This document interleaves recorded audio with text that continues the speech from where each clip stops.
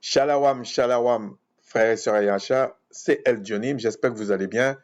Shalawam, shalawama, salutations, shalam, shalama, bref. Je souhaite que vous ayez la paix du Créateur et que vous ayez du temps à regarder cette vidéo. En fait, c'est une vidéo un peu particulière et j'espère que vous allez bien d'ailleurs. Le fait qu'on... Bon, Shalawama, c'est simplement parce que c'est une convention que j'utilise pour... Je vous cite les lettres, en fait. En réalité, quelqu'un peut dire salutations, je comprends, c'est pas ça. Mais il y a bien une raison pourquoi nous le disons en hébreu, selon la convention de chacun. Parce qu'il faut remettre à César ce qu'il y a à César. C'est un livre des Hébreux. Ce n'est pas un livre d'un autre peuple. Donc, rappeler ça, c'est bien. C'est bien. Ça remet les pendules à l'heure. Aujourd'hui, c'est une vidéo. Bon, de toute façon, elle va être longue. Je vous le dis tout de suite. Même, je vais essayer de ne pas être trop long. Par la grâce du Tout-Puissant. C'est une vidéo que j'ai vue il y a quelques jours. Bon, je l'avais déjà faite, mais il y avait des choses qui me plaisaient pas dedans. J'ai tout écouté, j'ai tout refait. Bon, j'ai dit, bon, ça sert à rien. Parce qu'il y avait des petites choses que j'ai dites que j'ai pas aimé. Premièrement, c'est pas l'habitude de la maison. De même que j'aime pas les flatteries, j'aime pas non plus, par la grâce du Puissant, ce n'est pas une démarche pour soit ridiculiser quelqu'un, soit machin, c'est pas ça. Et ce n'est pas non plus pour condamner quelqu'un. Juger, oui. Juger les actes, les propos, tout ça, oui, ça c'est normal. On le fait tous. Et la personne qui dit non, on juge pas, c'est un hypocrite. Il juge tout le temps. Même choisir entre deux couleurs, il a jugé. Par contre, condamner, c'est de dire qui va être sauvé, qui va pas être sauvé, qui va machin. Non, non, non. Sauf ce que disent les Écritures. Si les Écritures disent c'est telle personne qui va être sauvée, on peut pas dire non, c'est pas vrai. Ça, c'est autre chose.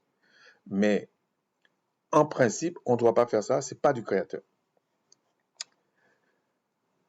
Là, c'est parce que j'ai vu une vidéo comme je disais, il y a quelques jours,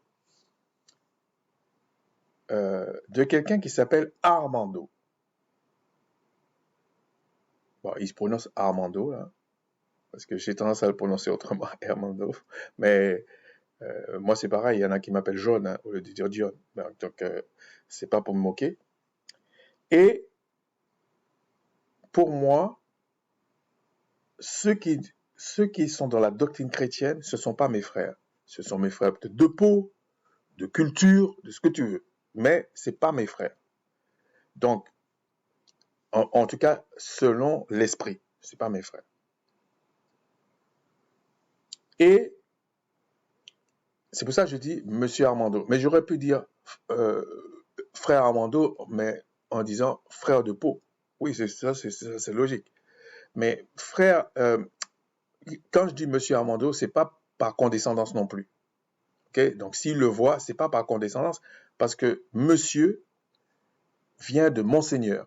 Donc je peux pas faire plus haut. Okay? Donc je dis Monsieur Armando. Et il se dit, ou il se laisse dire, mais il se dit parce que j'ai vu un truc où il laisse écrire docteur Armando. Donc, il est docteur dans la chrétienté, mais il est docteur. Et contrairement à ce que les gens disent, toutes ces dénominations qui sont sorties, qui se réclament chrétiens, ce sont les filles du catholicisme. Ils ont beau dire ce qu'ils veulent, ils vont tous s'en défendre, mais les doctrines qu'ils avancent, les catholiques les avaient déjà, ils ont abandonné, ils ont repris. Eux aussi, ils ont abandonné certaines choses. Mais ce sont des catholiques. Ce sont parce que ils croient dans les Écritures selon un paradigme gréco-romain et surtout grec. Alors que les Israélites sont censés croire dans un paradigme d'abord hébraïque, hébreu. Même si on dit la Nouvelle Alliance, elle est écrite, bon, ça, selon leur truc là, mais on peut trouver les textes en hébreu. Hein, donc, bon, après, il faut faire un petit peu attention. En grec. Mais c'est pas le grec d'aujourd'hui. Il faut aussi prendre ça en compte. C'est-à-dire que pour eux, pour les Grecs, j'avais fait une vidéo déjà sur ça. Bon, on va pas revenir sur ça parce que je vais aller plus vite. La notion du céleste pour eux, c'est des dieux. Et en plus, le mot Dieu qu'ils ont pris, ce n'est pas pour celui qui est le plus haut. C'est au niveau de Zeus qui avait aussi un père. Et le père de Zeus avait aussi un père, etc. Donc, c'est très délicat, mais il faut le savoir. Et lorsqu'on parle d'un paradigme hébraïque, on parle du Tout-Puissant, de celui qui a créé toute chose, ou qui a engendré toute chose aussi. Et celui-là, lorsqu'il parle, c'est une loi. Donc, tout ce qui vient de lui, ce sont des sciences. C'est une science. Donc, c'est précis. C'est pas fait à la louche. C'est comme ça. Donc, par rapport à Armando, bon, je tutoie là parce que je pense qu'il est en Amérique du Nord, donc il est bien placé pour savoir que tout le monde se tutoie. Même si on dit you, là, c'est se tutoie. Donc, il y a des choses qu'il a dites, soit il ne connaît pas, soit il défend plutôt une doctrine, c'est-à-dire une boutique, plus que ce qu'il lit, ou tout simplement, euh, il ne sait pas. C'est possible. Il ne connaît pas ça. Il y a des choses qu'il dit dans des vidéos, parce que j'ai regardé plusieurs vidéos. Hein. Je te le dis, Armando, j'ai regardé plusieurs vidéos de toi. Et il y a une rhétorique qui vient souvent par rapport aux études et tout ça. Je ne crois pas,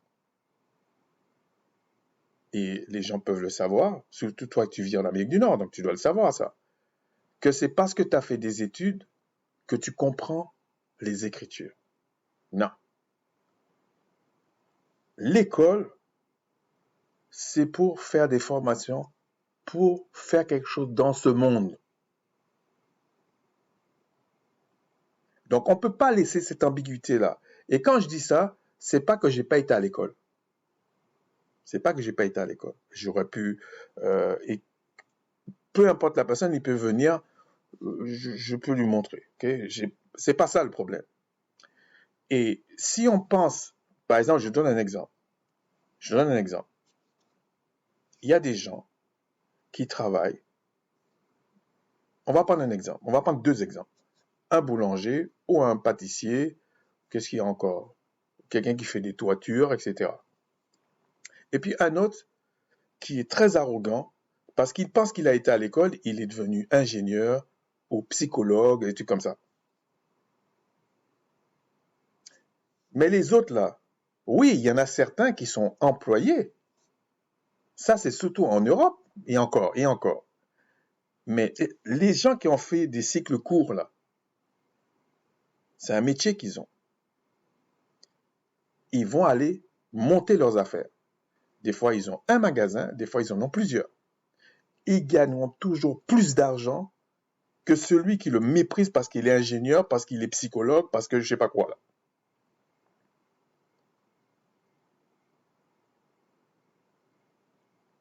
Et même si ceux qui ont été à l'université, tout ça, sont des seniors, c'est-à-dire qu'ils ont bourlingué, ils ont une certaine connaissance, ils gagneront jamais plus d'argent que ces gens-là.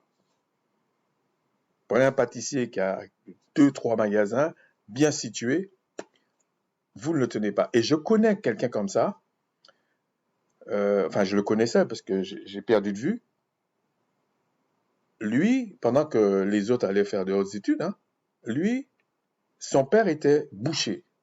lui, il a fait un truc de boucherie, ça dure 3 ans, je crois, et c'est un Français. Et lorsqu'il est sorti, il a commencé à travailler dans la boucherie de son père, et son père a pris sa retraite, et il est devenu boucher. Je vous assure, le fric que ce gars fait, c'est incroyable. Je crois qu'il a rien acheté. Je crois qu'il a rien acheté à crédit. Je vous dis, je pense qu'il a rien acheté à crédit. Et entre parenthèses, bon ça c'est pour une petite tac comme ça. euh,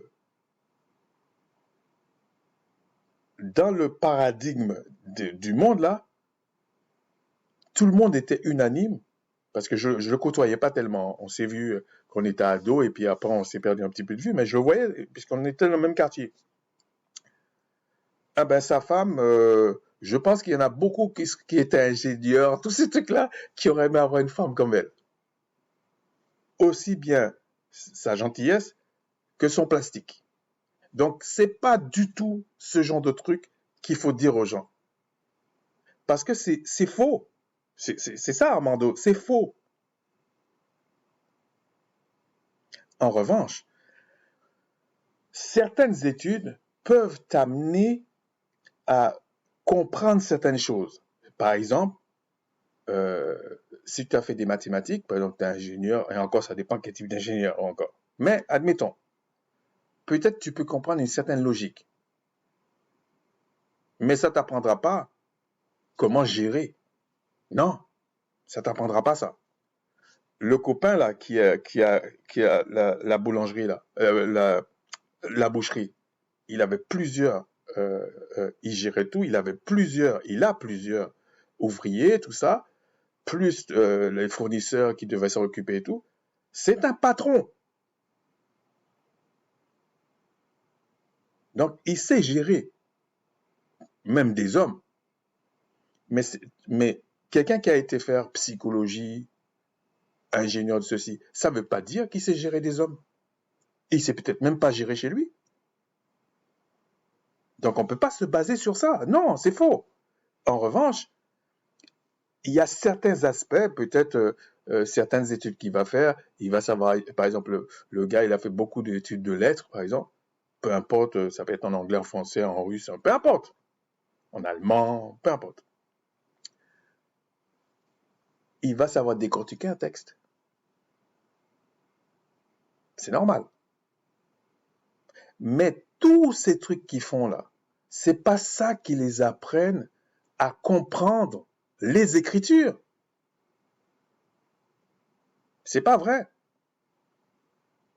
Donc, laisser cette ambiguïté-là, c'est malhonnête. Pour moi, c'est malhonnête. J'ai vu des gens qui sont bardés de diplômes, bêtes, mais alors, et j'ai vu des gens qui n'avaient pas de diplôme du tout, bêtes pareil.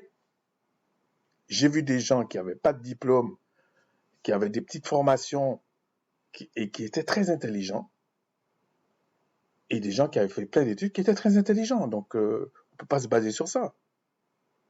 En revanche, ceux qui ont fait des études, ils sont formatés. S'ils ne font pas attention, ils sont souvent formatés. Et comme ils ont fait ça dans un paradigme gréco-romain, c'est eux les pires au sujet des Écritures. Mais ils ont l'impression qu'ils savent beaucoup de choses. Et ça, c'est dangereux. Les gens que j'ai vus les plus malhonnêtes, c'est les gens qui ont fait des études. C'est eux les plus malhonnêtes. Peut-être toi, tu peux le dire aussi.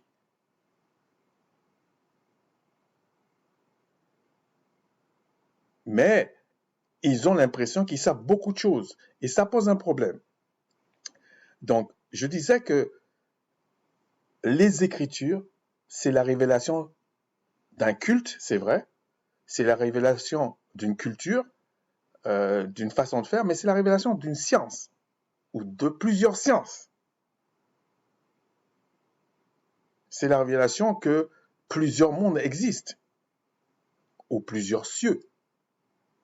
Ça, c'est vrai. En parlant d'étudier les Écritures, de comprendre les Écritures, je vais prendre deux exemples. Le premier exemple, euh, parce qu'il y a une chose qui est très très compliquée. Pour moi, je trouve que c'est complexe. C'est les relations humaines. Ce sont les relations humaines.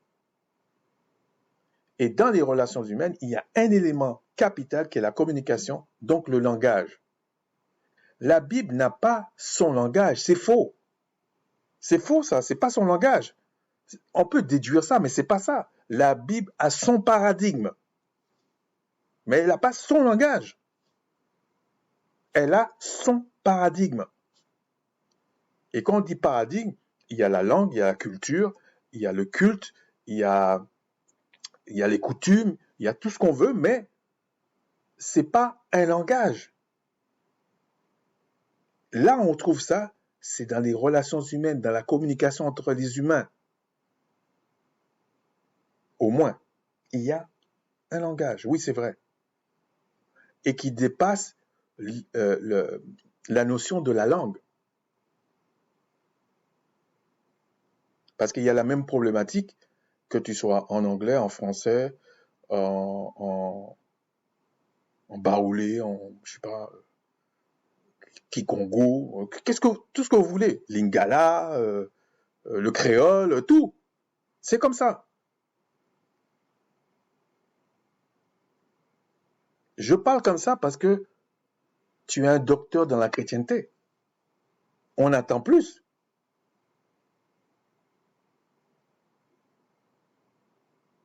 Au lieu de chaque fois de faire des petites sorties, il y en a un autre comme ça aussi, ton ami là, Olivier, il fait pareil. C'est très féminin de faire ça. Faut pas tacler les gens comme ça.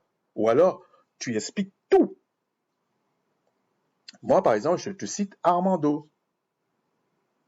Et sincèrement, je ne te condamne pas. Et je ne prétends pas que tu es inférieur, supérieur. Je m'en fous complètement. La question, c'est de savoir, est-ce que tu dis ce qui est vrai ou c'est faux? Je m'en fiche d'avoir raison ou tort. Et je m'en fiche que tu aies raison ou tort. C'est vrai ou c'est faux? C'est la vérité ou pas la vérité? Donc, prenons le cas du langage. Tu prends quelqu'un pour te montrer comment c'est complexe. Il dit, mon véhicule est en panne, je ne peux pas venir te voir. Et puis toi, tu pars dans un truc, oui, mais c'est quoi? Emmène-le voir le garagiste, ou l'essence, ou tout ça. Et puis le gars est un peu choqué de l'autre côté du téléphone parce qu'il dit, mais Armando, tu devrais me demander c'est quel véhicule que j'ai. Et là, il te dit, j'ai un vélo électrique. À l'essence, tu fais quoi avec ça? Un garagiste, bon, tu peux essayer de t'en sortir, comme font souvent vous les chrétiens. Oui, mais je pense à un garagiste pour les vélos. Non, tu savais pas le véhicule, c'est un vélo électrique. Ok? Maintenant, on va prendre quelque chose. Bon, là encore, c'est une façon de parler. Abraham, avec sa femme, son enfant, il va voir Lot. Et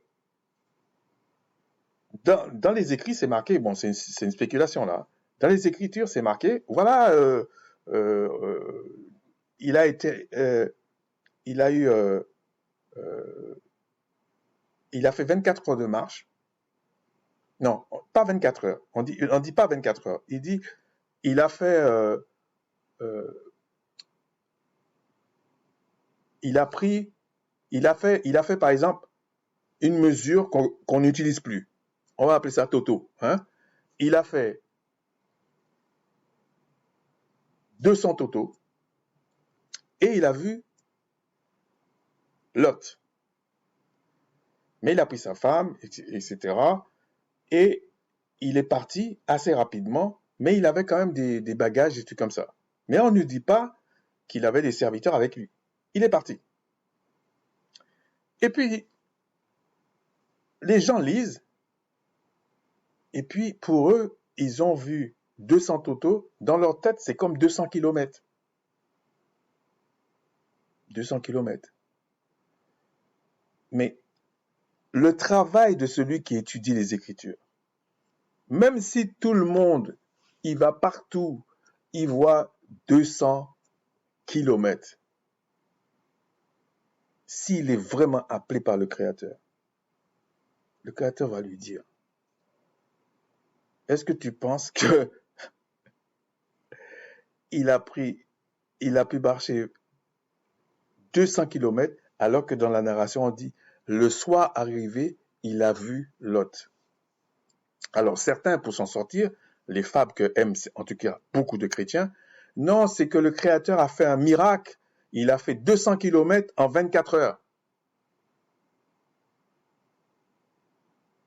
Bon, ça c'est pour les enfants. Mais il y en a qui peuvent croire ça. Alors qu'en fait, c'était du bon sens. Les 200 totaux, c'est pas 200 kilomètres. Toto, c'est pas kilomètres. Ça, c'est dans le paradigme aujourd'hui parce qu'on utilise kilomètres. C'est pas 200 mètres non plus. Parce qu'il y avait peut-être d'autres détails puisqu'on te dit, le soir, il arriva. Il part le matin, il arrive le soir. Même si on n'explique pas, c'est le matin qu'il est parti. Mais on ne te dit pas, c'est plusieurs jours. C'est-à-dire que tu dois travailler ça. C'est pas parce qu'on t'a dit tac, tac, tac, tac, comme tu fais des fois, ça s'appelait. Et contrairement à ce que tu penses, c'est parce que tu dis oui, nous les jeunes, on se fait pas avoir et tout. Mais ce que tu dis là, il n'y a rien de nouveau.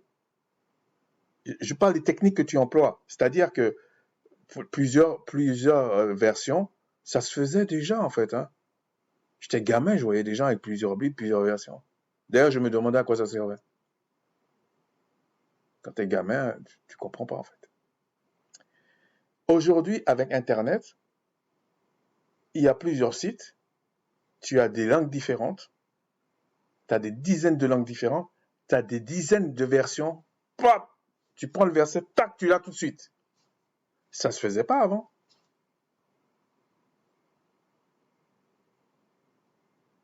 Mais j'ai vu des trucs avec les concordances. Comme tu fais là. Créateur, c'est la même chose. Ah, la Bible a son langage. Non, c'est pas ça. Ça, c'est les concordances. Il y a des gens qui ont fait beaucoup d'argent avec ça. Hein. Ils prenaient tous les versets, tous les mots et tout ça. Puis il fait concordance. Créateur, il te dit partout où est créateur. Aujourd'hui, on n'a pas besoin de ça. Peut-être il y a des gens qui travaillent avec ça encore. Mais ça se fait plus en fait. Parce que ça, c'est le b.a.-ba, ça là. Plusieurs versions, plusieurs versions, plusieurs Bibles, plusieurs éditeurs. C'est pareil. Maintenant là, dans la même édition, on peut y avoir la version au XVIIe siècle, la version au XXe siècle, XXIe siècle. On peut avoir tout. Donc c'est pas ça qu'on attend, en tout cas personnellement, que j'attends d'un expert. Parce que quand tu dis docteur, tu es un expert. Et je m'attends au moins que tu prennes en compte le paradigme de ceux qui ont écrit la Bible, de ceux qui ont été témoins, des témoins de Moïse, des témoins du Christ, etc. Et si tu as des révélations, si quelqu'un a une révélation, qu'est-ce qu'on appelle une révélation? Une révélation ne peut pas aller à l'encontre des fondations des Écritures, qui est déjà une révélation. Et on ne peut pas prendre le paradigme de celui qui n'a rien à voir avec cette histoire et l'imposer à ceux qui cherchent dans le paradigme dans lequel est écrit la Bible. Celui qui cherche dans le paradigme hébraïque est plus honnête que celui qui cherche dans le paradigme français, latin, je ne sais pas quoi. Ben oui, il est plus honnête. Tu as dit plusieurs choses. Alors, la question, c'était ça. La question, c'était, on t'a posé une question et tu dis que le Fils est soumis au Christ. Bon, je me faisais pas d'illusions, je suis désolé, parce que j'ai eu plusieurs de tes vidéos, je me faisais pas d'illusions, même si je sais qu'il y a des choses, je suis d'accord avec toi, il y a des petites choses, mais globalement, fondamentalement, je suis pas d'accord avec toi. Et tu lis une question qu'on t'a posée, et tu lis le verset 28 de 1 Corinthiens 15, 28. Et lorsque toutes choses vous auront été soumises, alors le Fils lui-même sera soumis à celui qui a soumis toutes choses, afin que, bon, je pense cette version-là, Dieu soit tout en tous. J'ai déjà fait une vidéo sur le mot Dieu. Franchement, ça c'est du français, ça c'est déjà une malhonnêteté de mettre des grands D, des petits D, alors que dans le paradigme grec, euh, ils mettaient Dieu partout, hein. Pour eux, il y avait pas l'idée d'un créateur hyper puissant, tout puissant, comme les Hébreux pensaient. Ils n'avaient pas ça. Mais tu oublies de dire le verset 27. Même si on t'a posé une question sur le 28, tu aurais dû lire le verset 27. Dieu, en effet, a tout mis sous ses pieds. Dieu, en effet, a tout mis sous ses pieds. C'est pas que Dieu lui-même a tout mis sous ses pieds. C'est pas ça qui est écrit là. Mais lorsqu'il dit, parce qu'il explique, que tout lui a été soumis, il est évident que celui qui lui a soumis toutes choses est accepté. Mais tu as omis de dire ce verset. Peut-être ça ne t'arrangeait pas. Peut-être, hein. Là je spécule, je ne sais pas. Et même là, il vaut mieux aller voir le grec, à défaut de ne pas avoir une version en hébreu. Mais je te dis, il est possible d'avoir des versions en hébreu. Mais on ne va pas rentrer dans ça, on ne va pas compliquer les choses. Lorsqu'on va voir la version en grec, le mot Dieu qu'ils ont mis n'existe pas. Tu vois en anglais ici, tu vois ici le verset 27, le mot Dieu n'existe pas. Il apparaît à la fin, au verset, comme on a dit, le verset 28. Ok? Donc c'est là qu'il apparaît. Si on va dans le verset 28, bon, c'est facile, tu trouves ça sur Internet. Là, tu vois, à la fin du 28, Théos. Théos. Et franchement, je te dis, Théos, ce n'est pas le créateur tout-puissant. C'est Dieu. Et même Dieu, ça vient de Zeus. Et dans la hiérarchie, bon, Zeus s'est battu pour contrôler les trucs, mais Zeus a lui aussi un père. Il a aussi un grand-père, etc. Donc, je pense que régulièrement, on monte jusqu'à chaos. Voilà. Donc, ce n'est pas du tout un argument. Mais lorsqu'on remonte tout en haut, on comprend qu'on parle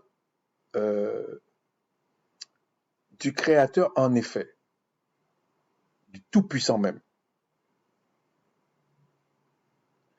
Et Christ, pour les Grecs, Christ c'est un mot grec, ça veut dire oint. Tous les disciples de Christ sont des Christ. Ils sont tous oints.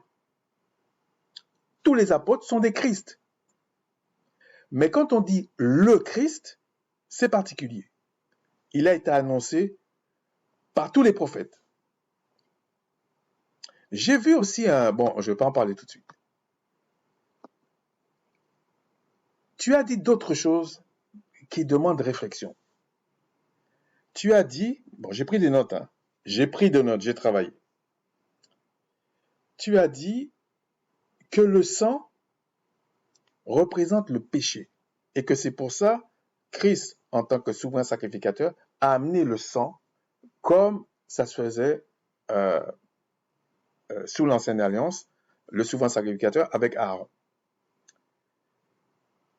T'as pas de chance parce que j'ai bien écouté ce que tu as dit. Et là, ça colle pas. Le sang n'a jamais été le péché dans les Écritures. Ça n'a jamais symbolisé le péché non plus. Tu peux faire tout ce que tu veux là, c'est pas vrai. Ce qui a été dit dans les Écritures, c'est que le sang, c'est l'âme. C'est lui qui porte l'âme. Dans le monde animal, le sang porte l'âme.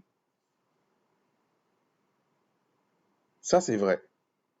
Et dans les sacrifices d'animaux, l'idée, c'était que, comme il fallait apaiser la colère du Créateur pendant un certain temps, il a déclaré, on lit ça dans Hébreux 9, là aussi, tu n'as pas été honnête.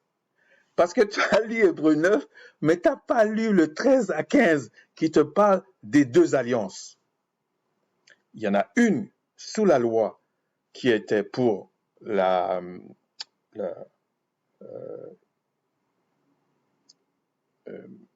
je vais te le dire, ça va être plus simple comme ça. C'était pas prévu ça, donc ça va me faire comprendre du temps. Mais c'est pas grave. Au moins d'autres personnes pourront vérifier eux-mêmes. Alors, il y avait un petit problème avec ça là. Alors, je vais aller là. Je vais aller là-dedans.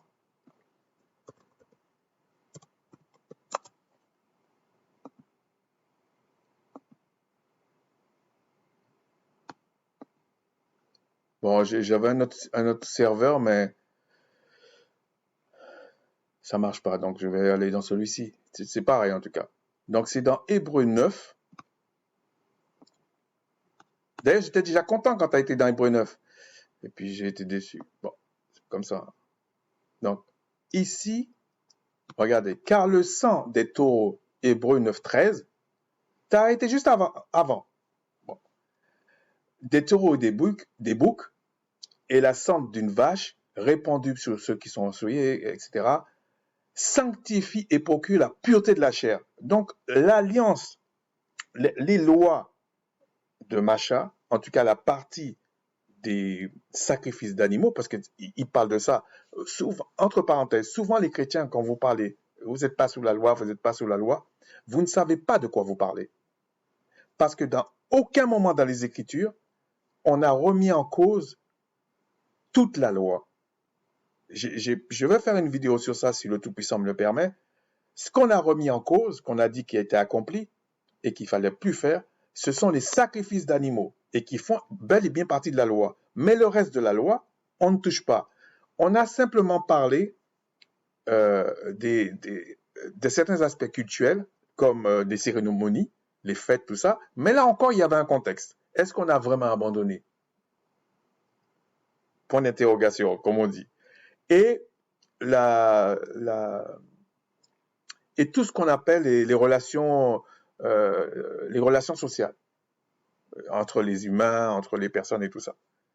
Mais on n'a jamais dit qu'on a abandonné ça. Et quand Christ dit « je suis venu accomplir », d'ailleurs on devait voir comment ça se fait, il dit le contraire. « Je suis venu accomplir, je ne suis pas venu abolir la loi et les prophètes ». Mais attends, si tu es venu accomplir la loi et les prophètes,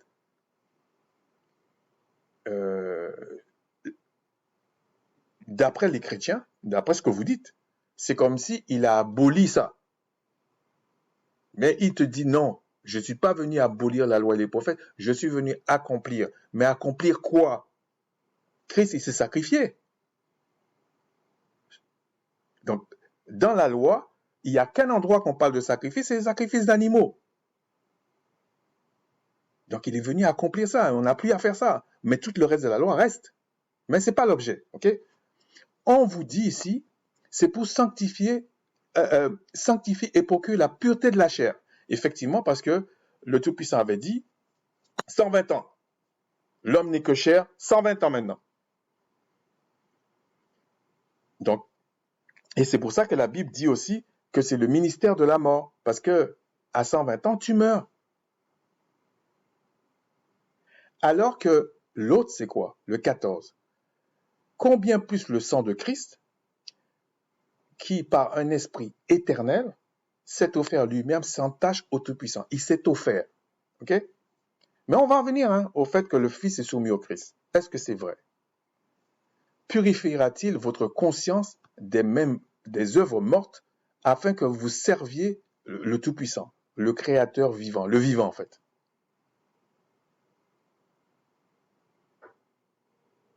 Mais on vous dit bien que c'est le Christ, le sang du Christ. C'est pas le sang de Toto, c'est le sang du Christ. Maintenant, on vous dit, purifiera-t-il votre conscience? Pourquoi il dit ça, des œuvres mortes?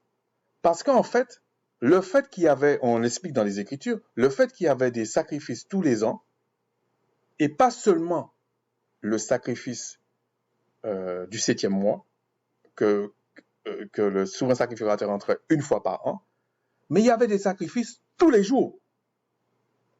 Parce que sans ces sacrifices, le Créateur allait les frapper.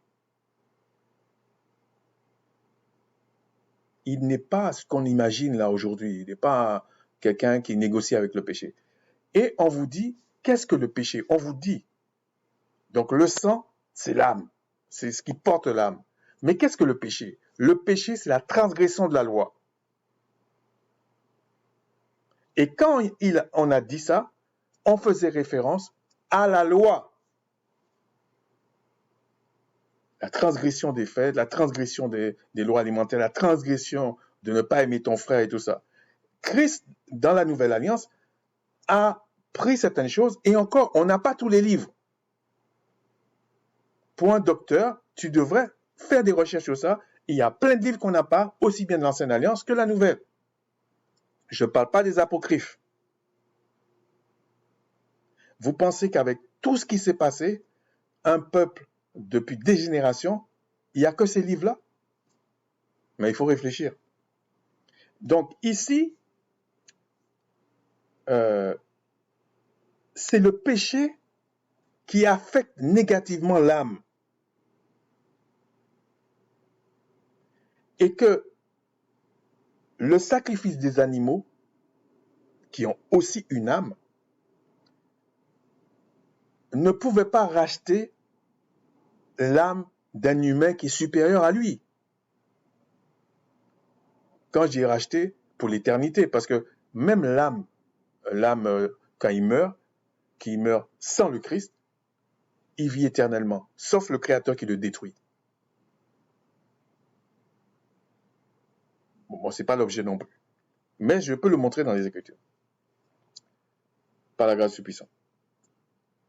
Et tu as dit aussi, donc l'âme, c'est le sang. Et c'est pour ça que Christ est venu, il a donné son âme, qui était pure, qui est pure. Il n'a jamais péché. Il a toujours fait le bon vouloir du Père Céleste.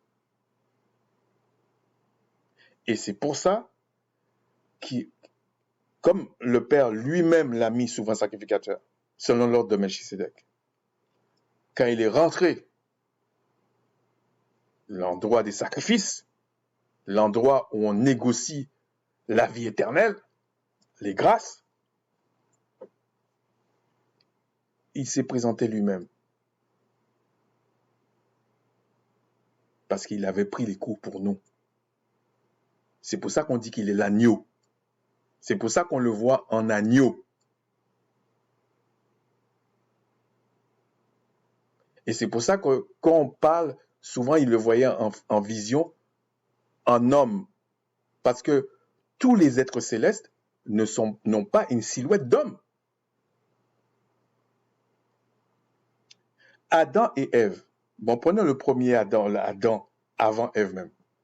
La silhouette que le Père lui a donnée, que le Tout-Puissant lui a donnée, c'est pas lui qui est l'image, qui donne l'image des cieux. Hein. C'est les cieux, c'est les vraies choses.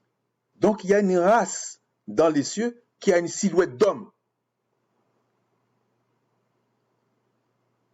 Puisque dans les Écritures, on montre des Elohim, des messagers, tout ça, ou si vous voulez des dieux ou des anges, votre sorte de grec là, qui n'avaient pas la forme d'un humain.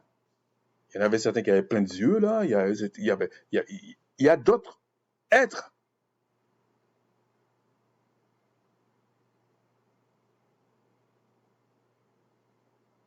Mais Christ est venu pour sauver la race des humains. Parce que lui-même, il est le Fils de l'homme. Mais on va voir pour le Fils de l'homme. Là aussi, je ne suis pas d'accord. Mais bon. Et tu dis aussi que le temple, c'est le 3e ciel. Bon, on ne va pas rentrer dans tous les détails. Tu l'as dit. Là encore, c'est une approximation qu'on peut accepter d'un débutant, pas d'un docteur. Pas d'un expert, du moins. Si tu veux pas qu'on emploie le mot docteur, un expert. Non. Un expert, si on lit les Écritures, il peut nous expliquer simplement que le 3e ciel ne peut pas être le temple, puisque le temple va descendre sur la terre dans l'Apocalypse.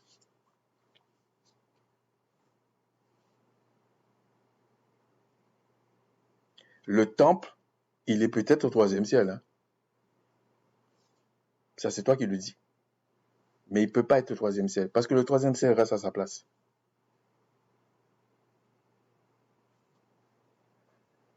Maintenant, on va essayer d'aller un peu plus vite. Si on va dans Jean 4, alors, on va retourner au début.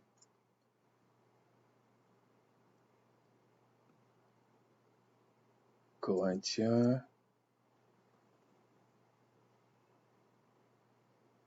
Je vais essayer d'aller vite, ok? Dans Corinthiens, je voulais sauter des étapes, mais ça va être incompréhensible en fait. Donc, on a dit, la question c'était quoi? Pourquoi tu n'as pas lu le verset 27? Ça, je ne sais pas. Et Corinthiens 2, 6 à 16, je ne vais pas tout le lire, mais on va lire le verset 7. Voilà ce qu'il est dit dans le verset 7. Parce que tu l'as lu. Non, tu as parlé de mystère. Tu as parlé de mystère, mystérieux, tout ça. Nous prêchons la sagesse du Tout-Puissant, 1 Corinthiens combien? 2, 6 à 16. Et on va lire le verset 7. Nous prêchons la sagesse du Tout-Puissant, mystérieuse et cachée, qui révèle à ses propres enfants, bon, on va pas rentrer là-dedans, ça va être beaucoup trop long, que Dieu, avant les siècles, avait destiné pour notre gloire. Et il précise que les gens de ce siècle ne le connaissent pas. Personne n'a vu. On ne sait pas. Mais on vous dit, c'était quelque chose déjà de mystérieux. Et tu vas voir par la suite pourquoi je dis ça. Et tu as pris un autre verset, c'est dans Timothée, et tu as, pour justifier, on va le lire, que c'est un mystère. Et ça contredit le mystère de la piété est grand, celui qui a été manifesté en chair. En plus, on te dit manifesté en chair. Donc, si tu as été manifesté en chair, c'est pas que tu as perdu ton essence. Non, c'est toi-même qui es là. Et on va l'expliquer. Justifié par l'esprit, vu des anges. Bon, si c'était en hébreu, là, ils allaient dire vu des messagers. Prêché aux gentils, cru dans le monde. Même monde, c'est encore difficile, parce que dans le français, monde, ça veut pas dire, ça peut être les gens. Hein. Élevé dans la gloire, etc. Mais, tu prends ça pour parler de la piété. Mais tu n'as pas défini ce que c'est la piété. Ce que tu as dit là, c'est pas ça la piété. Mais c'est pas l'objet de la vidéo. Dans les Écritures, on définit clairement ce que c'est la piété. Bon, je te donne un petit indice, c'est lié au culte. Hein. Et donc, on va aller dans Jean, je vais aller un peu plus vite parce que je vais aborder d'autres choses. Dans Jean 4, 9, 26, on va lire le verset 25 et 26. Donc 25 et 26, voilà ce qu'il est dit. La femme lui dit, Bon, c'est la Samaritaine. Tout le monde connaît ça, donc on va pas revenir là-dessus. C'est la Samaritaine. Ceux qui connaissent pas, allez voir dans Jean 4, vous allez voir l'histoire.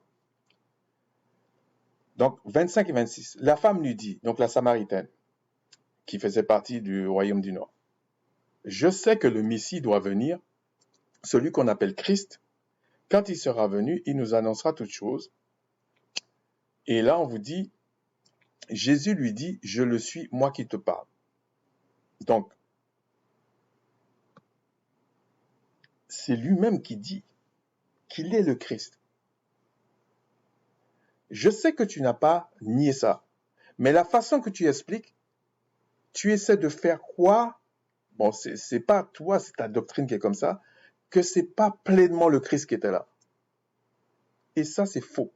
C'est pleinement le Christ. Il dit, moi, je le suis. Et Christ, ça veut dire le roi.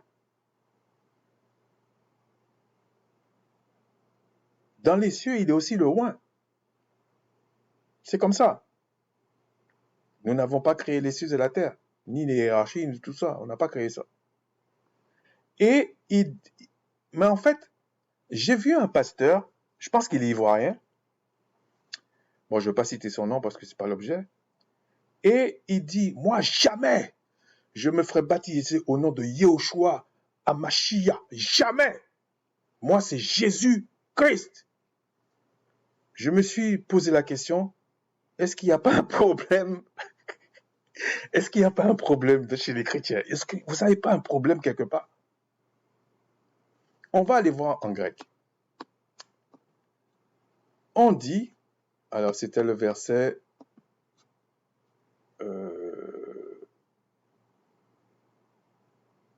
25. Le verset 25, on va voir ce que dit les Grecs, puisque pour vous, c'est le paradigme grec qui compte. Je trouve que c'est une erreur. On peut utiliser, mais ce n'est pas ce qui compte. On vous dit Messia, et on vous dit Christ. Et regardez, Christ, ici, c'est loin. Donc on aurait pu, c'est comme, il y a des gens qui font ce jeu de mots. Quand on parle de Pierre, je vais bâtir il va bâtir sa maison, Christ va bâtir sa maison sur Pierre. Bon, c'est lié à la révélation, mais il y en a qui font des jeux de mots en disant Pierre, c'est comme la pierre du temple même, la pierre du royaume. Alors qu'en fait, en anglais, le mec ne te comprend pas en fait. Toi, tu le sais ça. Il ne comprendra pas. Parce que Pierre, c'est piteux. Et la pierre des bâtiments, là, c'est rock. Mais en français, ça peut marcher. Pierre, ça fait pierre. Pierre et la pierre. Mais dans d'autres langues, ça ne marche pas. Peut-être qu'il y a une autre langue, ça marche, hein, mais en règle générale, ça ne marche pas. Ce pas les mêmes mots.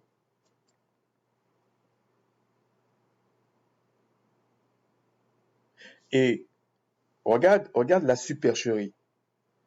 Ils vont européaniser, on va dire, comme ça, là, Pierre. Mais ils vont mettre en grec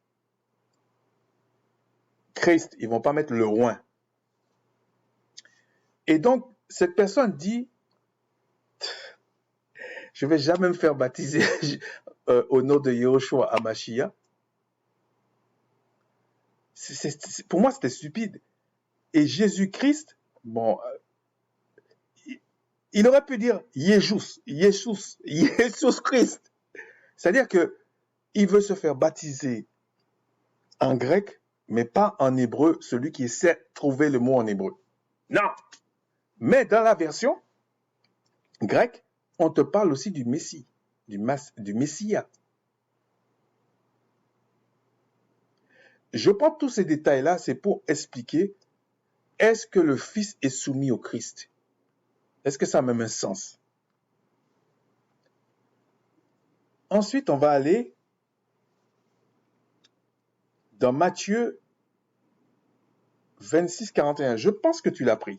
Je pense que tu l'as pris.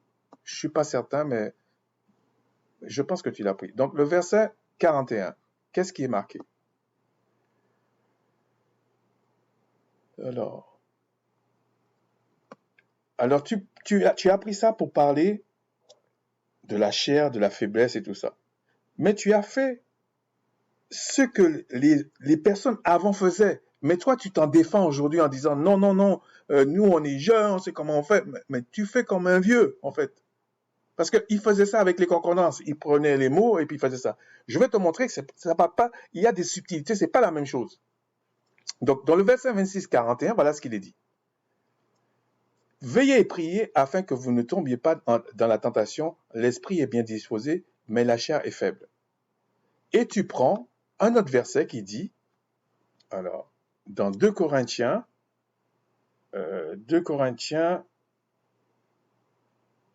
3 à 6,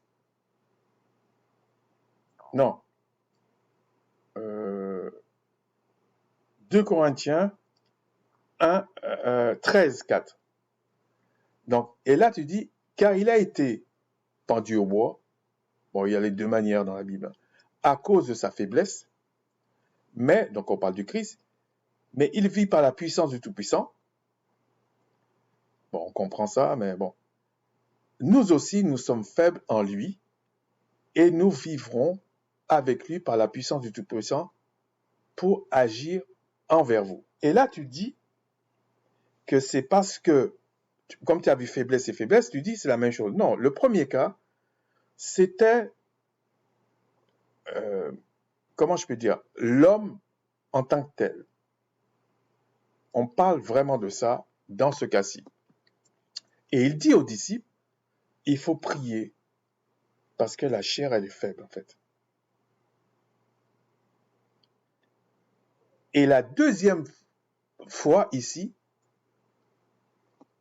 il parle du statut. Pourquoi il dit ça?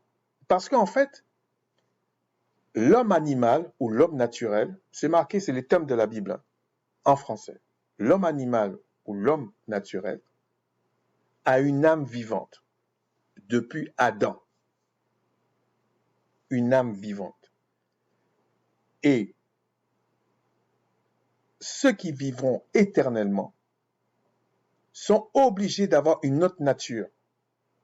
Ils sont des esprits vivifiants. Et contrairement à ce que les chrétiens essaient de faire quoi, même le diable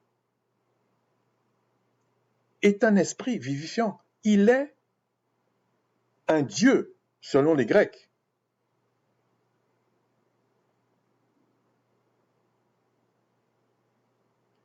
Et selon les Hébreux, il est aussi un Elohim, un Eloah. Tous les mauvais esprits là, qui sont à un certain rang, sont des Elohim. Ce sont des êtres célestes. Au même titre que ceux qui sont chapeautés par le Christ dans le sens de l'affection du Père. Et l'apôtre Paul l'explique très bien. Le Christ, c'est le oui du Père. Pourquoi? Parce que le Père, c'est oui et non, c'est lui. C'est lui la puissance. Il y en a qui diront dans certains sectes, c'est lui l'énergie. J'aime pas trop ce terme parce que c'est comme s'il n'a pas d'intelligence, tout ça, c'est faux. Il n'a pas une silhouette d'homme, il n'a pas de race. Donc, déjà, il faut comprendre ça. Et quand il parle de ça, quand il vient sur la terre, Christ, bien qu'il n'a pas péché, il est devenu une âme vivante. Bien sûr, il a une mesure d'esprit, comme Adam avait une mesure d'esprit. Mais lui, il avait le maximum. Ça, on dit la plénitude. Il avait le maximum. En tant qu'humain. Bien que son âme ne pêche pas, c'est un esprit qui sort, il connaît son origine. Et il n'était pas le seul vraiment comme ça, hein, mais lui, il était à un stade plus haut. Jérémie et d'autres étaient prédestinés, ils savaient qu'ils étaient prédestinés. Donc, ici, on est en train de parler du rang, en fait. En tant qu'homme, tu es faible par rapport aux choses spirituelles. Alors que dans le premier cas, c'est par rapport à ta marche, tu es faible.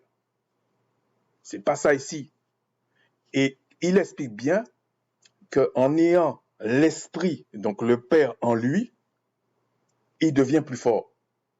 Mais pour qu'il devienne vraiment plus fort, vraiment, vraiment plus fort, comme les chrétiens aiment bien dire, dans sa gloire, il faut qu'il soit un esprit vivifiant. Il ne peut pas l'être ayant la gloire comme ça, parce que le fait que les humains, les âmes vivantes, ont une tente qui les diminue. Pourtant, on dit Christ était faible, mon œil.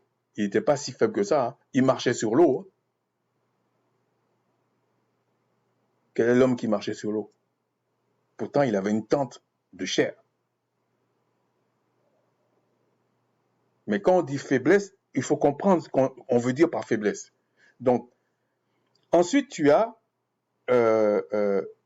lorsque tu deviens céleste, un esprit vivifiant, c'est comme ça que tu as la vie éternelle si tu restes dans l'affection du Père, dans le Christ,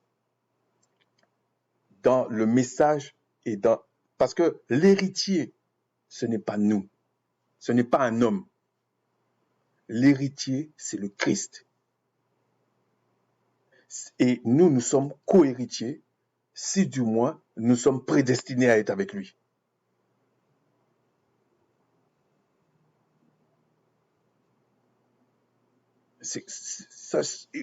Bon, ce serait long d'expliquer ça, ok? Mais c'est quand il y a un passage qui parle de ce temple, de cette tente céleste que le Père prépare à ceux qui sont sauvés. Mais c'est ceux-là, en fait, qui auront la gloire.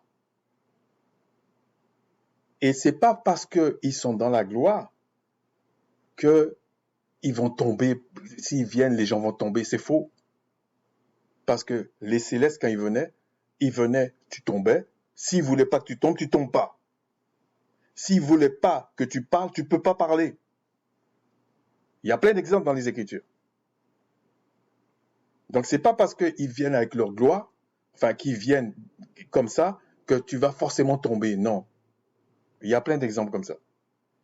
Et en parlant de ça, parce que vous prenez souvent le passage de Moïse, quand il voit la gloire passer, tout ça. D'ailleurs, il y a un jour, il y a un chrétien parmi vous, là, qui prend cet exemple pour dire que, comme c'est écrit proclamer, ça veut dire qu'il a crié. Non, proclamer, c'est pas forcément ça. Proclamer, c'est pas forcément ça. Toi qui étais là en tant que docteur dans vos affaires, tu aurais dû l'arrêter en disant il y a plusieurs sens à proclamer. Mais tu as appris ça pour continuer à parler. On peut proclamer quelque chose sans parler. On peut mettre en évidence, on peut ceci. C'est comme si tu proclames.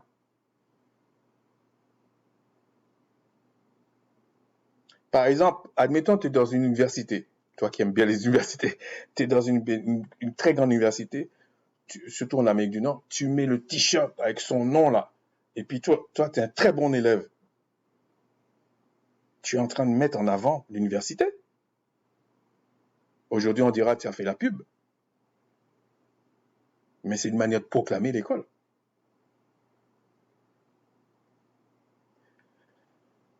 Et donc ici, ce que je voulais dire, c'est que l'homme spirituel, enfin l'esprit vivifiant, a un corps spirituel, un corps d'esprit. Mais il a aussi une âme. Mais ça, c'est plutôt ma conclusion. Il a aussi une âme.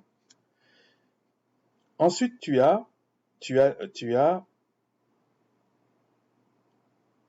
on va aller voir la version grecque après pour un passage. Alors, 2 Corinthiens 4, 3 à 6, on va prendre le verset 4. Le verset 4 dit, pour les incrédules, dont le Dieu de ce siècle. Vous voyez, ça c'est vraiment le paradigme grec. Euh, les Hébreux allaient dire l'Éloa de ce siècle. Mais le Dieu de ce siècle a aveuglé l'intelligence afin qu'il ne fisse pas briller la splendeur de l'évangile de gloire de Christ, qui est l'image du Tout-Puissant. Je pense que c'est ça, qui est l'image du Tout-Puissant. Bon, une image, c'est une image. Arrêtez les gars, c'est une image. Mais c'est vrai que je ne réponds pas à la question, est-ce que le Fils... Mais on va y revenir, on va y aller. Hein. Alors, ici, dans la version 4, qu'est-ce qui m'a arrêté? Il y a une raison pourquoi j'ai pris ça. Je vais te dire ça tout de suite.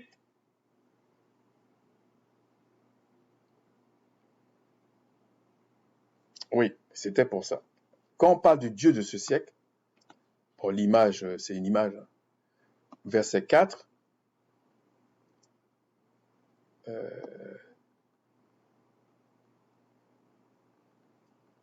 On va d'abord prendre le 4 et après on va prendre le 5 parce qu'il y a une raison. Ici, regarde. Ici, on dit l'image de Dieu, on dit Théou. Ben ça, c'est une subtilité, mais Théou. Mais quand on dit le Dieu de ce siècle, regarde, hein, avec les...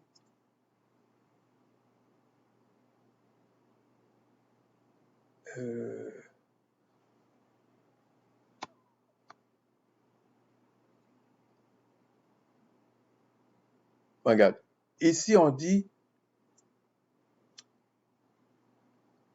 le Dieu. Bon, il y a des petites... comment on peut dire ça? Des choses qui se permettent de faire qui n'est pas écrit. Ok? Okay, qui n'est pas écrit, mais on va pas rentrer là-dedans. Il y a des libertés qui prennent dans la version, par exemple, française, qui n'est pas écrite dans la version grecque déjà. Et vous faites toute une histoire avec ça. Pourtant, tu es docteur. Ici, on dit théos. Le Dieu de ce siècle, on dit théos. Et à la fin, on dit, alors je vais le reprendre en français pour vous faire bien comprendre. On dit le Dieu de ce siècle. Bon, de ce siècle, bon. Mais Dieu, c'est théos. L'image de Dieu, c'est théou. Mais en fait, c'est parce que je ne vais pas rentrer dans la grammaire, mais c'est la même chose. C'est comme si tu disais théos. C'est la même chose. Donc, ça veut dire qu'en fait, c'est eux qui décident de mettre un grand D. Parce qu'ils sont dans un paradigme.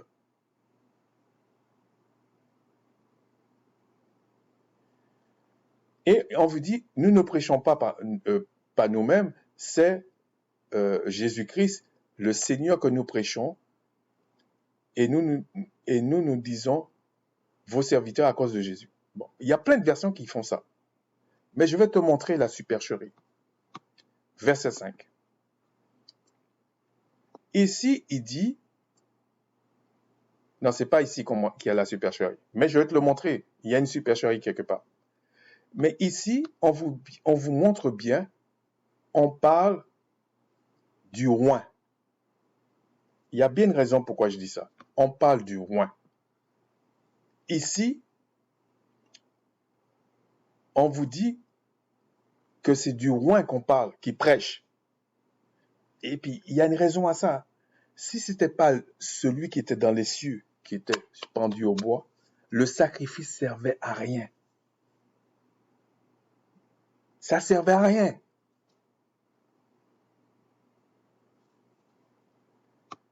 Mais la question, c'est toujours le Fils. Moi, je pense que là, je vais y répondre. Là, maintenant, on y arrive. Je pense. Alors, attends. C'est parce que j'ai pris des notes. Hein. Mais j'ai pas le temps de tout dire, mais c'est pas grave. Alors, là, c'est Jean 1. Bon, on va pas tout lire, mais euh, le verset 28. Jean 1, et on va lire le verset 28. Mais on va lire quand même à partir du verset 16. Et nous avons tous reçu sa plénitude, et grâce pour grâce. Nous avons tous reçu sa plénitude. Les gens qui disent, par exemple, tu prends cet exemple-là en disant, parce que tu avais plénitude, mais tu ne le prends pas toujours. Quand ça ne t'arrange pas, tu ne le prends pas. Mais le fait qu'on dit que le Christ a reçu toute la plénitude, c'est toute la plénitude en tant qu'un homme qui a une âme vivante, qui a une tente de chair. Donc son âme, comme il ne péchait pas, il a eu le maximum.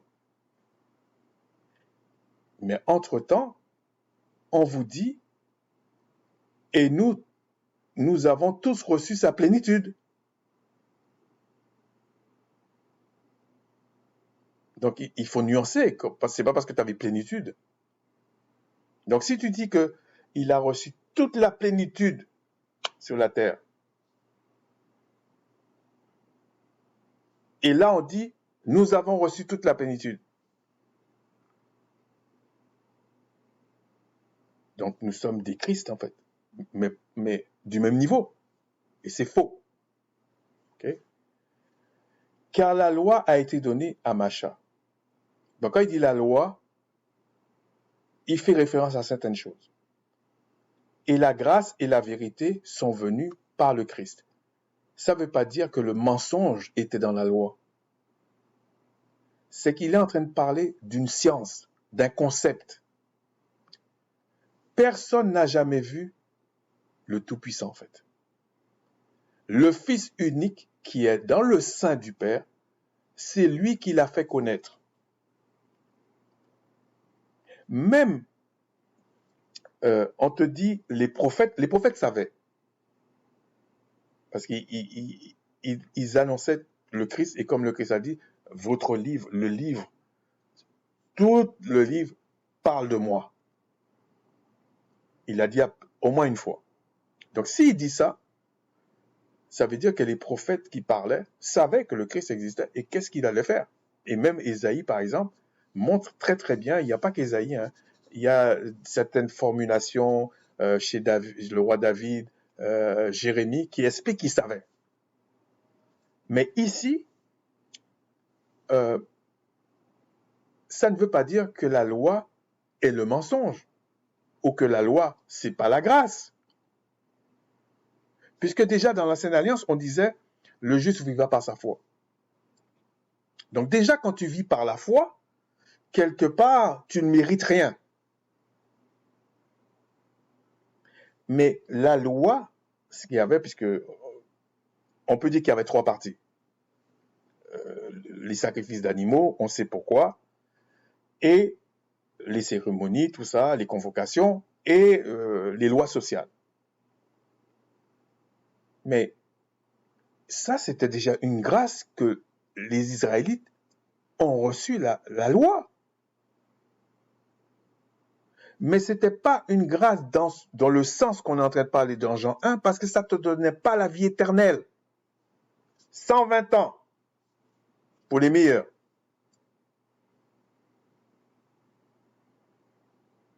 Contrairement à ce que les gens parlent, ils parlent de Macha, tout ça. Macha était au bout, 120 ans.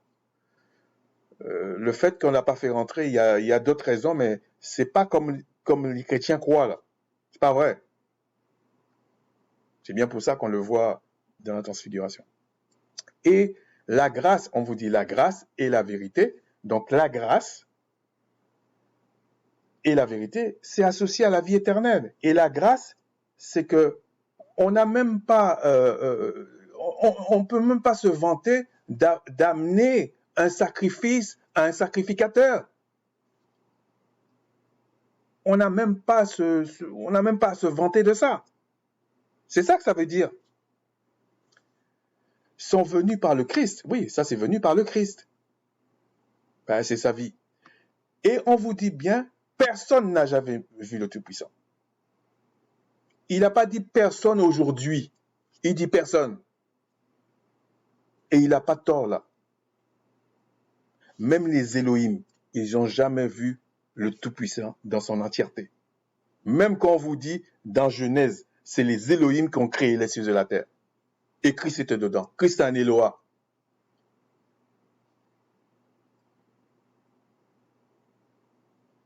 Il était le maître d'œuvre. Le patron. Il est toujours le patron.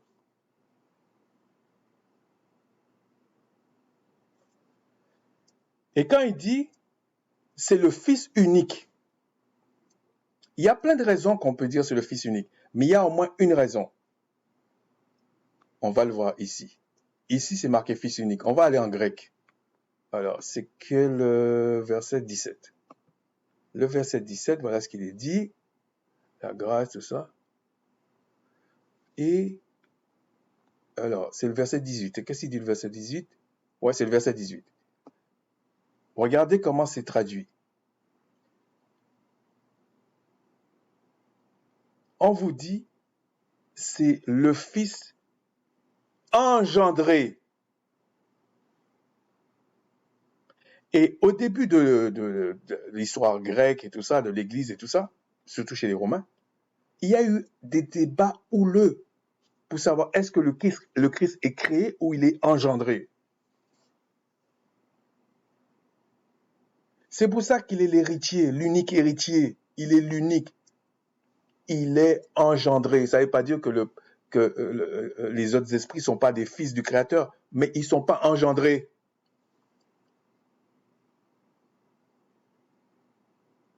C'est pour ça qu'il est dit, celui qui est né du Tout-Puissant, il ne pêche pas, c'est-à-dire qu'il ne meurt pas. C'est pas qu'il est éternel, il ne meurt pas. Il a cette...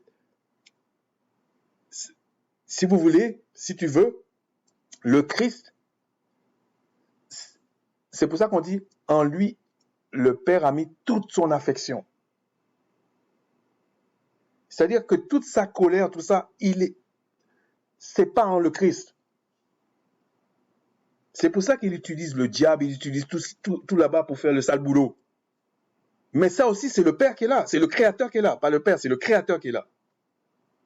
Parce que le diable ne peut rien faire sans l'esprit du Créateur.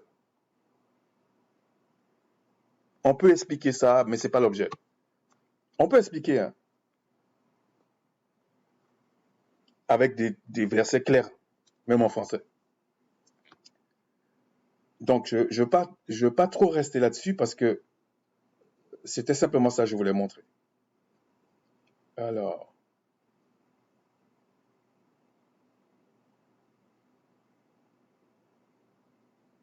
Oui, et dans Jean 1,16, là, voilà ce qui est marqué. J'avais oublié de vous dire ça. Est-ce que je l'ai mis? Ah ouais, parce que j'ai sauté en fait. Attends. Je ne vais pas te dire n'importe quoi là.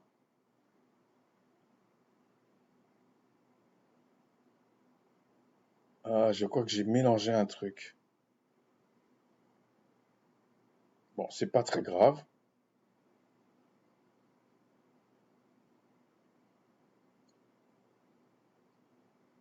Personne n'a jamais vu le Christ. Ok, on va laisser ça comme ça, mais c'est pas que ça. On va aller dans Matthieu 28. Je pense que tu l'as même pris ça aussi. Il me semble, mais je suis pas certain. Matthieu 28, et on va lire le verset 18. Alors là, c'est marqué, Jésus s'étant approché, leur parla, donc après la résurrection, tout pouvoir m'a été donné dans le ciel et sur la terre. Et là, il était dans un, comment je peux dire ça, un moment, un entre-deux. Ok? Et on va le voir plus tard. C'est qu'il est ressuscité des morts. Mais là, il annonce, maintenant il dit, tout pouvoir m'a été donné dans le ciel et sur la terre. Là, il explique, m'a été donné. Quand il était comme une âme vivante sur la terre, ce qu'il appelait la faiblesse, c'est qu'il devait passer par le Père pour que le Père l'exauce. Parce qu'il devait obéir au Père. Mais son âme, là, c'est toujours le Christ. Et il dit, tout pouvoir m'a été donné dans le ciel et sur la terre. Et il dit, allez, faites de toutes les nations des disciples. Et là, etc., etc. Et là, les chrétiens en général, vous dites, les nations, ça veut dire c'est universel. Oh boy.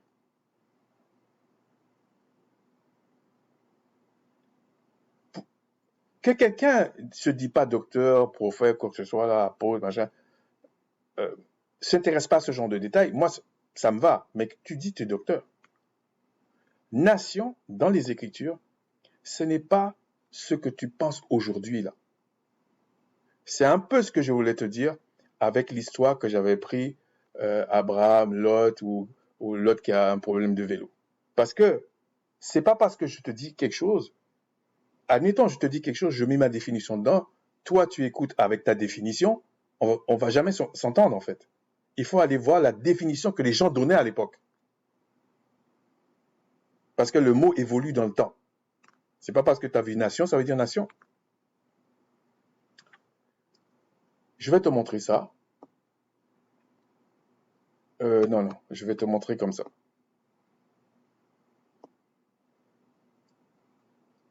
On va aller verset 19. 18. Et 19. Nation. Alors c'est G pour grec. Hein. 1484. Alors on va aller voir le strong. J'avais pas prévu spécialement ça. Ok, on va aller comme ça. G 1484. Ça a donné quoi ça? Ok, c'est parfait. Alors c'est ethnos. Et regarde, dans toutes les définitions, on te donne plein de définitions, mais au niveau de nation, on dit groupe de personnes, tribu. Donc quand il dit faites de toutes les nations mes disciples, c'est pas fait de tous les pays mes disciples.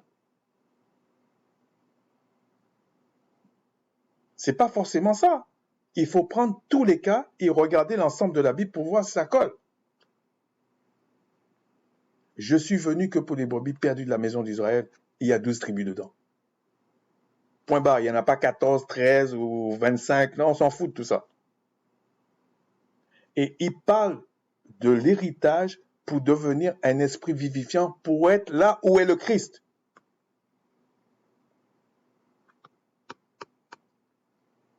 Bon, je vais aller plus vite parce que je pense que si je ne fais pas attention, je vais exploser mon temps. Donc ça, c'était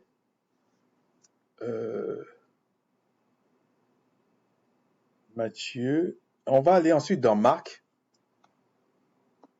Marc dit autre chose au verset 19. Mais il y a une raison pourquoi je parle de ça. Parce qu'il y a un moment donné, Christ dit, il ne faut pas me toucher. Je ne suis pas encore monté dans ma gloire. Il ne faut pas me toucher. Il y a une raison pourquoi je fais ça. Verset 19. Le Seigneur a dans Marc 16, verset 19. Le Seigneur, après leur avoir parlé, fut enlevé au ciel et s'est assis à la droite du Tout-Puissant. C'est le Père qui l'a placé là. Et le Père lui a donné la mesure d'esprit pour dominer tout. Et on voit cette domination. Cette domination a déjà commencé. Mais tu ne le vois pas encore comme dit Hébreux 2:8. Tu ne le vois pas encore. Mais ceux qui sont habités par l'Esprit du Père en Christ voient les choses arriver. Ils voient les choses. Parce que le Seigneur leur donne les arts de l'Esprit. Donc ils voient. Ils comprennent. Donc, Christ a déjà commencé. Quand il va faire la bataille d'Armageddon, il va régner 1000 ans, on va voir la royauté du Christ. Ce sera un esprit vivifiant avec une silhouette d'homme. Quand il dit qu'il est le Fils de l'homme, c'est pour rappeler qu'il est incarné, il est une âme vivante à ce moment-là. Mais pendant les 1000 ans là, il n'est pas une âme. Pendant les 1000 ans qu'on va le voir sur la terre, il n'est pas une âme vivante. Il a un esprit vivifiant. Et comme il est dans la royauté, oui, l'aspect du lion, c'est la force, mais c'est pas que ça. C'est la royauté. Et tu peux pas être un roi, un chef, sans pour autant avoir la fermeté quand il faut. C'est ça, diriger. Ce n'est pas. Et quand il était sur la terre avant sa mort et sa résurrection, oui, il était un agneau. C'est tout. Il était un agneau. Et quand on parle de l'agneau qui ôte le péché du monde, on montre pas sa faiblesse comme tu penses. On montre son statut qu'il avait sur la terre. Évidemment, si on prend globalement, par rapport... en fait, si tu veux, il s'est abaissé. Il s'est abaissé. Est-ce qu'on peut dire que c'est une faiblesse?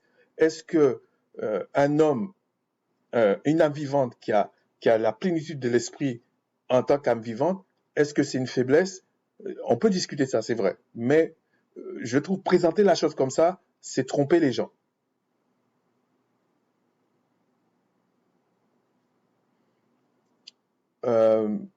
Donc on dit ici, il a été assis à la droite du Père et tout. C'est pas l'objet, mais on le voit pas encore, mais c'est fait. Et il va dominer, il est en train de dominer les dominations, tout ça, et c'est petit à petit que ça tombe.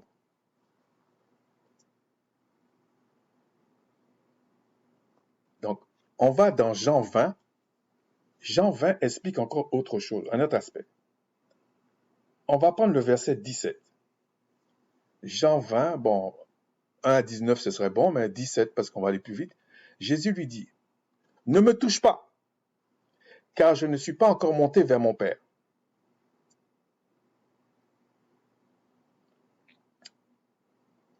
C'est clair, c'est clair, hein? Il dit, mais va trouver mes frères et dis-leur que je monte vers mon Père et vers votre Père, vers mon Dieu et votre Dieu, etc., etc.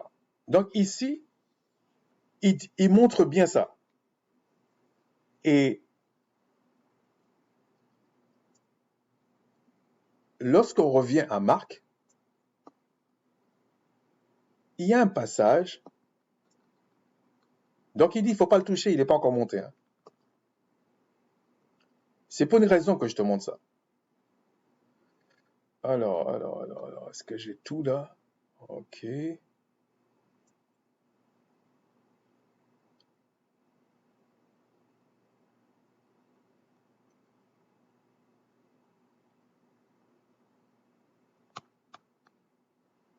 Oh, je suis dans Marc.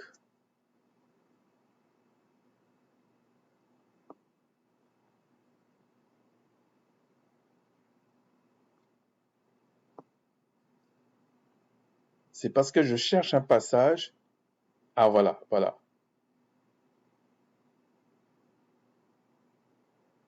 C'est toujours dans... Ça, c'est dans quoi, ça? Dans Jean 20. Voilà ce qu'il est dit, verset 24. Thomas appelé Didyme, etc. Hein, il voulait pas croire les autres. Et il a dit quelque chose. Après, verset 26, 8 jours après, les disciples de Jésus étaient de nouveau dans la maison. Je précise que, bon, je vais vite le faire là avant que j'oublie.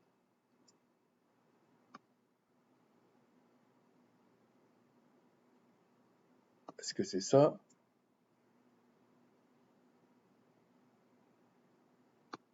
Attends.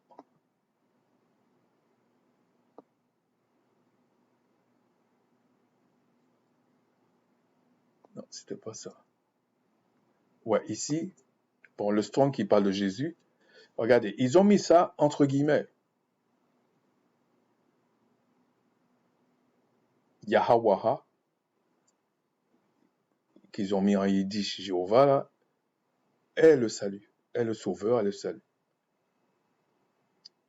Mais c'est une spéculation. En fait, le nom qu'ils ont mis en grec est moins proche que la personne qui va dire Yahushua.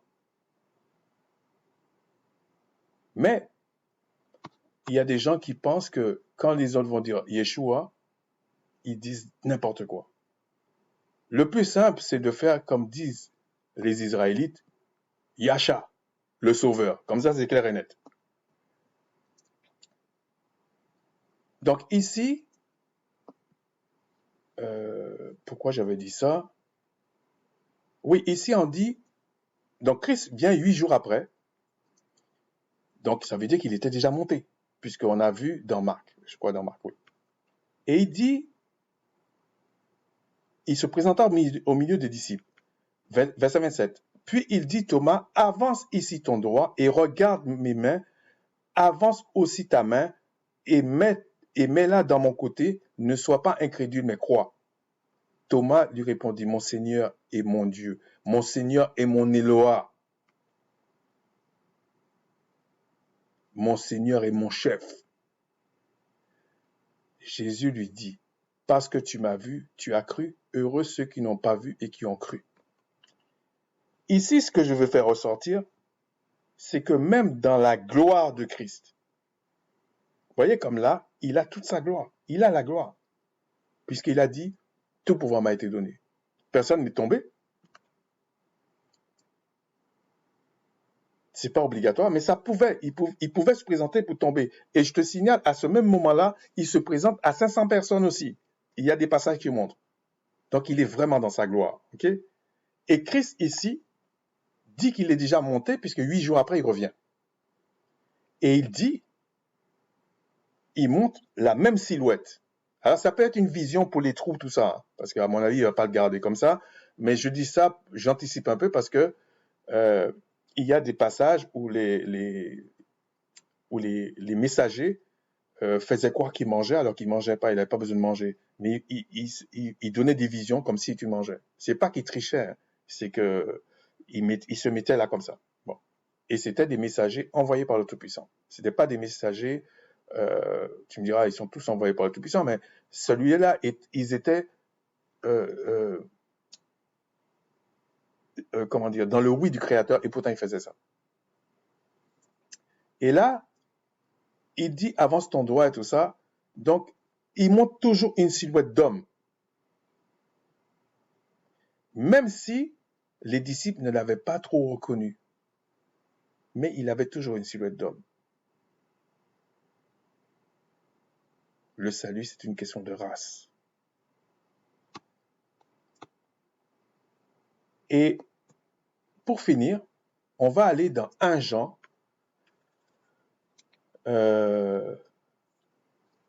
On va lire 1 à 3. Bien-aimés, n'ajoutez pas foi à tout esprit. Bon, foi, c'est pas l'espérance, hein, comme souvent les chrétiens prennent, parce que je pense que l'apôtre Paul fait bien la différence entre la foi, l'espérance et la charité. Mais c'est pas l'objet. N'ajoutez pas foi à tout esprit. Ça veut dire qu'il y a quand même un peu d'espérance, mais c'est surtout une science. Il y a les lois, il y a tout. N'ajoutez pas, ne gobez pas tout, en fait. Mais éprouvez les esprits pour savoir s'ils sont de tout-puissants dans le oui. Parce que si tu comprends pas ça, parce qu'il parle à des gens qui sont convertis. Donc, il parle du oui, il parle pas du non. Car plusieurs faux prophètes sont venus dans le monde. Reconnaissez, regarde, il dit plusieurs prophètes sont venus dans le monde. Donc, ils sont sortis quelque part. Pourtant, c'est des âmes vivantes. Reconnaissez à ceci l'esprit du Tout-Puissant. Ça, c'est un pléonasme. Ils auraient dû dire, reconnaissez à ceci l'esprit. Mais là, il parle dans le oui. dans l'affection du Père. Reconnaissez l'affection du Père, en fait. Tout esprit qui confesse Jésus-Christ venu en chair est du Tout-Puissant. Et tout esprit qui ne confesse pas Jésus n'est pas du Tout-Puissant, c'est l'Antichrist, dont vous avez appris la venue, et maintenant, il est déjà dans le monde. C'est pour ça qu'on dit que le monde est sous la puissance du malin. Mais il y a plusieurs choses là-dedans. Mais pour conclure avec ça, il y a une supercherie dans ça. Je vais vous le montrer. On va prendre le grec. Le verset 2, on vous dit bien Jésus-Christ, Jésus le roi. Bon. Ou Yahcha le roi pour nous, le sauveur le roi. Et quand vous prenez le verset 3, eux, ils ont dit que Jésus. Mais qu'est-ce que dit le grec?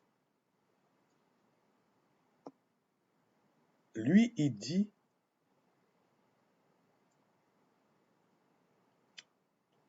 le roi aussi. Jésus le roi. Et au lieu de dire antichrist, pensez à l'anti-roi. Celui qui n'est pas roi pour ça. Qui n'a pas reçu l'affection du Père. Comme ça, vous allez comprendre. Donc, si on reprend ici, ils auraient dû marquer, reconnaissez à ceci, tous les esprits qui ne confessent pas Jésus-Christ, si on prend leur même machin, est venu en chair, est du Tout-Puissant. Et tout esprit qui ne confesse pas Jésus-Christ, Jésus le roi, n'est pas du Tout-Puissant. Mais c'est de l'Antichrist. Mais c'est celui qui n'est pas roi pour cette mission-là. Non. Et quand on voit, il se présente dans la silhouette d'un homme, c'est pas qu'il est dans les cieux, fils de l'homme. Parce qu'on voit que fils de l'homme, c'est vrai, je pense que tu l'as dit, c'est qu'il est bien né en tant qu'humain. Mais à ce moment-là, il est une âme vivante. Donc, même si tu dis, il n'a pas ça, on est d'accord, mais son âme, c'est lui qui est là. Et si tu ne reconnais pas que c'est le même Christ qui est en haut et qui était sous la terre, c'est que tu es un antichrist. Donc, le Christ, il est parfaitement lui-même. Et quand on dit fils, c'est qu'il a un esprit vivifiant, comment on dit, pas généré, engendré. Il est engendré. Alors, une fois, il y a quelqu'un qui m'a dit, mais je pense que c'était un musulman, je ne me rappelle pas. Je pense que c'était un musulman. Mais il y a d'autres personnes qui m'ont dit, oui, mais le Créateur ne peut pas avoir de fils et tout ça.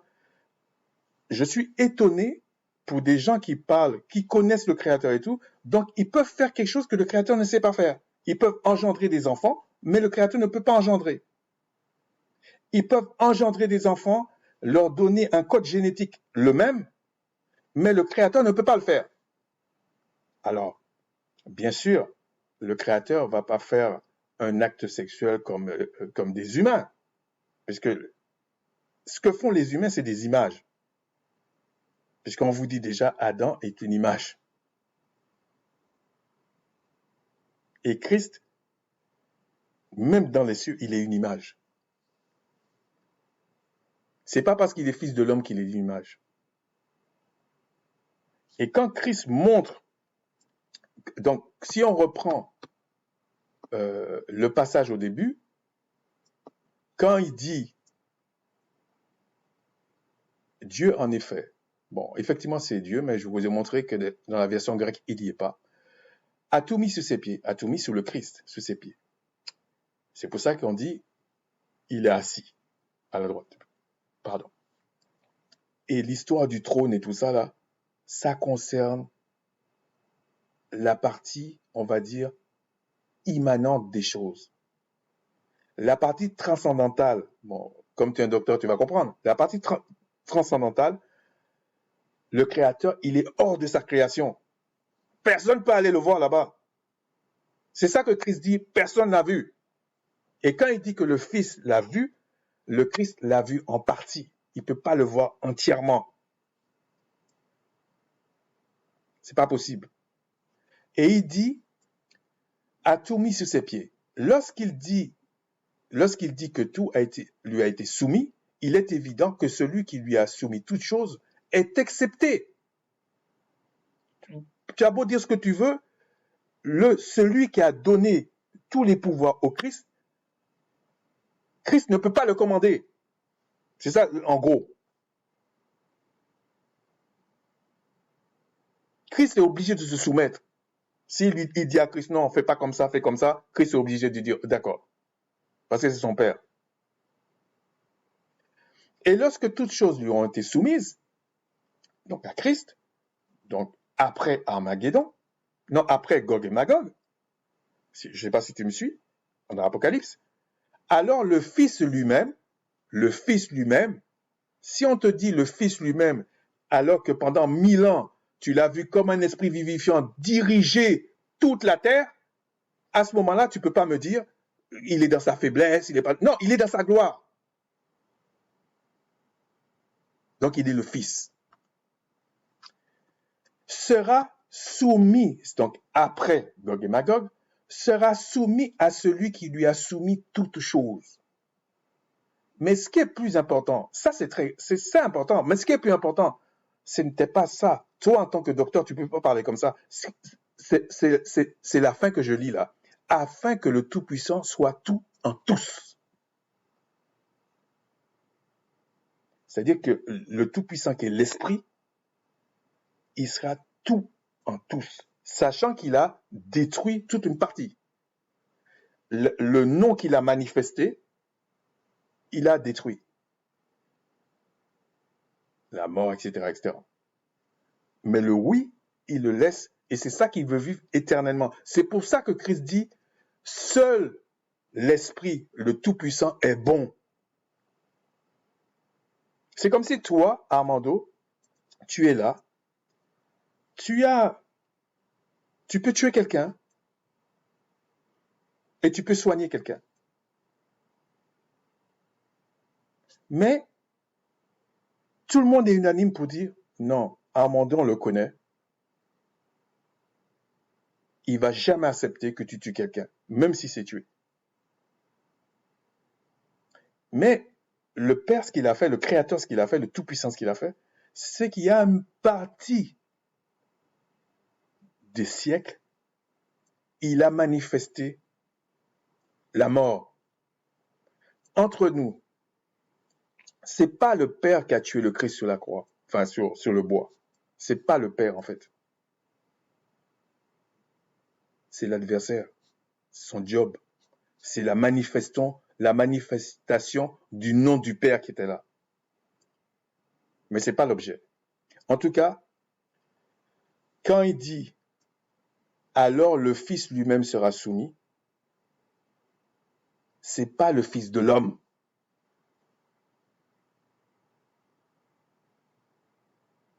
C'est le Fils glorifié. C'est un esprit vivifiant à ce moment-là. Le Fils de l'homme n'est pas un esprit vivifiant. C'est une âme vivante. Tous les fils de l'homme sont des âmes vivantes. Aucun d'eux ne sont des esprits vivifiants. Et Christ, quand il dit « je vais monter », c'est qu'il récupère son corps qui était là, son corps céleste, avec ses prérogatives. Et quand il redescend, il parle à Thomas. D'ailleurs, à ce moment-là, il s'est présenté à 500 autres personnes en même temps. Donc déjà, ça n'a rien à voir avec nous, ça. Sur la terre, là, on ne comprend rien à ça. Et quand il dit qu'il est soumis, c'est pas qu'il n'a pas une liberté. Non, il a une liberté. De toute façon, le principe même du Père, c'est que rien n'existe sans son esprit. C'est lui qui donne la capacité même à une fourmi de marcher. Et même une fourmi a une âme. Il faut aller lire ça. Si tu ne comprends pas ça, si tu ne vas pas lire Genèse, dans le premier chapitre ou le deuxième chapitre, où il crée les êtres, pour voir que être, ça veut dire âme. Sinon, tu ne comprends pas ça. Donc, sur ce, j'espère que, Armando, tu verras cette vidéo et que tu t'arrêteras pas uniquement sur concordance. C'est bien déjà. Comment on appelle ça? Différentes versions, etc. Non, il faut aller dans la langue de celui qui a écrit la chose. Tu aimes bien parler des études d'université, il faut étudier, il faut étudier. Eh bien, il faut étudier. Applique ça à toi déjà. Sur ce, je dis aux frères et sœurs, Shalawam, Shalawama, et que le Tout-Puissant saisisse son peuple et nous préserve des fables. Sur ce, je dis Shalawam, Shalam, et puis Armando, je ne te condamne pas. Je ne dis pas que tu es inférieur, supérieur. Je m'en fous de ce truc-là. Mais ce que tu racontes sur le sang, c'est pas vrai. La Bible n'a jamais dit que le sang, c'est le péché, ni symbolise le péché. C'est l'âme. C'est pour ça que dans la loi, on disait qu'il fallait pas le manger. Et c'est pas parce qu'on dit aujourd'hui tu peux manger de tout au marché, mais c'est pas l'objet, que tu peux manger du sang. Non. Et Christ, quand il dit buvez mon sang et mon pain, ça c'est une allégorie, on le sait. Mais il parlait celui qui épouse ma cause, celui qui reconnaît que je suis sorti du Père, j'ai quitté ma gloire, je suis venu comme une âme vivante en tant que fils du Très-Haut. J'étais dans les cieux comme un fils, l'héritier. J'ai quitté tout ça, toutes mes prérogatives. Je suis venu comme une âme vivante. C'est pour ça qu'on dit comme s'il il était dans un état de faiblesse, mais c'est une question de... en tant qu'homme, il était dans le top de ce qui peut être fait. Donc quand tu dis faiblesse, il faut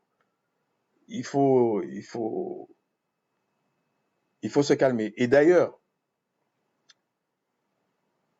comme on a hérité le péché depuis Adam et Ève, la chair, la tente que Christ avait, la chair qu'il avait, il y avait le péché dedans. Mais il a dompté ça. Donc tu vois bien que le Christ, c'est pas une âme vivante comme ça qui était là. Son âme, c'était pas Toto qui passait dans la rue, là, qui traversait les champs.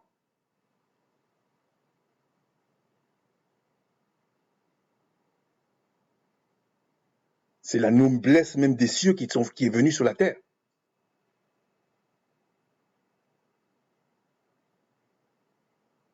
Et c'est pour ça qu'il dit que ceux qui va sauver, que lui va reconnaître, oui, j'ai donné ma vie pour eux, c'est son épouse.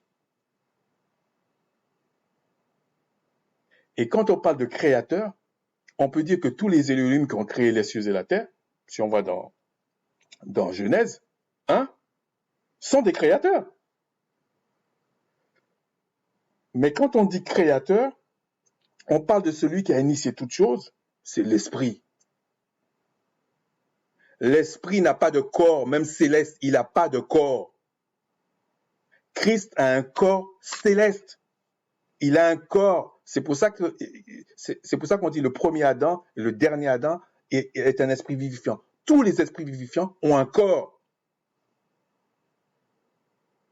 Le Père, tu peux pas le voir. Un esprit, tu peux pas le voir. C'est comme si tu respires. Est-ce que tu vois...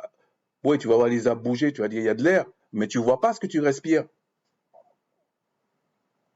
Pourtant, c'est quand même une partie du Père qui est là. C'est lui qui donne le souffle de vie. Et c'est lui qui a donné le souffle de vie à Christ. C'est pour ça qu'il dit, il sera tout en tous, mais pour l'éternité.